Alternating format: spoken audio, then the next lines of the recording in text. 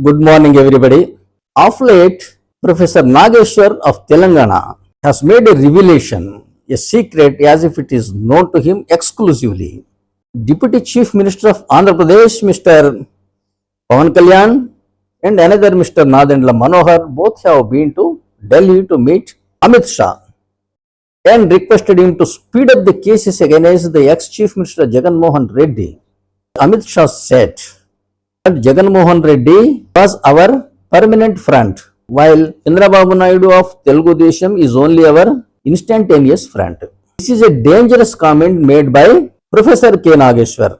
The comments of Professor Nageshwar, I assume, are aimed at destabilizing the BJP government. He has thousands of students under him and he runs a YouTube to which there are 10 lakh subscribers whom he calls cockroaches. He would be supported by communist cadres, persons with similar ideology. As such, his comments cannot be brushed aside. Comments of Professor K. Nageshwar have created ripples in Indian polity across the country, especially in West Bengal and in Delhi. You know, the BJP government, the coalition government, has only 240 seats on its own, and the rest of the majority is from coalition partners, especially three coalition partners, namely TDP, JDU and Shiv Sena. If these three parties together decide to withdraw their support, then the Modi government will fall. As a knee-jerk reaction, they annexed about 30 parliament members from Trinamool Congress into their party. Many of these intellectuals, the media and everybody considers this as a Chanakya Niti, a political acumen, astuteness. Narendra Modi, what BJP did or whatever has been happening in India since independence is not politics, is not democracy, is not constitutional. We are under wrong impression that someone becomes Prime Minister with majority in the parliament and he loses his power by losing majority in the parliament, the Lok Sabha.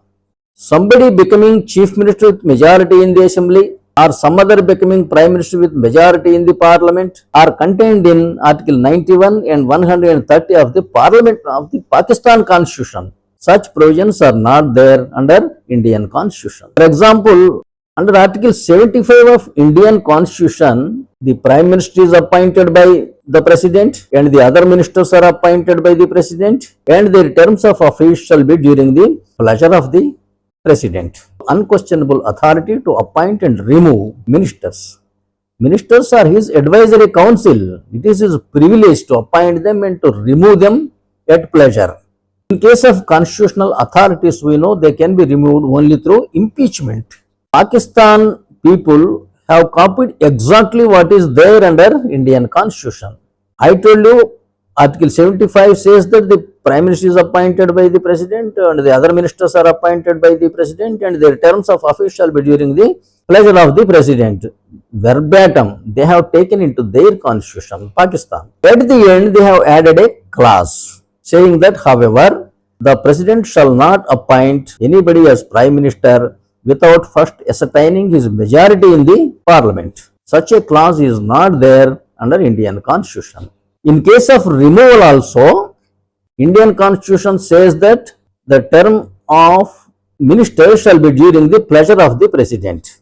Pakistan people copied exactly the same verbatim and added a clause at the end saying that, however, the President shall not exercise his option without conducting a no confidence motion on the floor of the House. In Indian Constitution, such conditions are not there. We can see what is happening in Pakistan. When we believe that if we get majority, we will become Prime Minister or Chief Minister, we organize parties under the candidates, purchase the votes and obtain majority. Or at the end, we may purchase political parties, en masse or an individual members and prove majority by issuing a whip whereby these parliament members and assembly members are required to compulsorily attend the meeting, compulsorily vote to the person suggested by the party and he should show it openly. Is this a democratic process? It is all false, funny, and shameful activity which is happening in India since independence. This particular wrong direction, wrong journey has commenced in 1950 when the first president of India was elected based on the help of the Prime Minister. He confined himself to Rashtrapati Bhavan, satisfied with whatever privileges provided to him, and he allowed his appointed assistants to rule over the country even against his will sometimes. Most unfortunate that sometimes he signed and stamped such of the bills which are against his own interest, like power of the president to impose emergency, like power of the president to rule this country with aid and advice of the ministers. Aid and advisors have become commands, directions which cannot be violated. Unfortunately, he has signed on that 42nd and 43 constitutional amendment which stripped off his own powers. So this is not the way. This is a crude way of obtaining majority. Since somebody is in power as Prime Minister, he can influence the constitutional institutions to institute or initiate civil or criminal proceedings against any of his opponents. Either he can destroy them or he can win them to his side.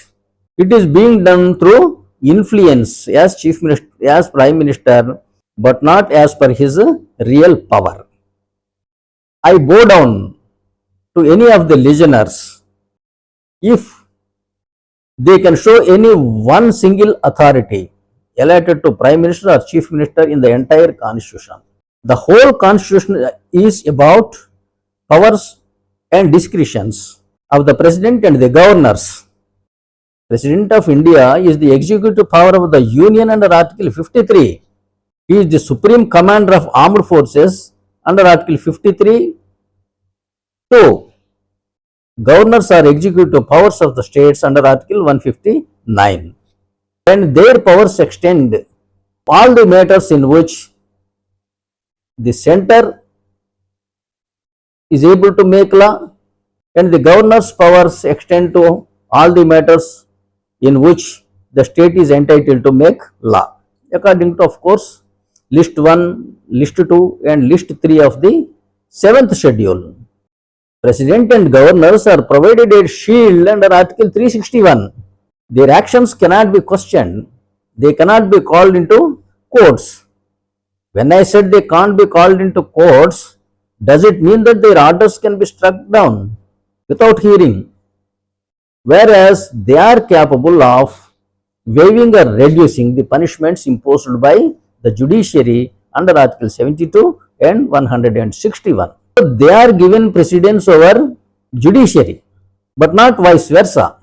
In certain matters, President of India has certain powers beyond the Constitution also, especially when he imposes emergency under Article 352 and under Article 364.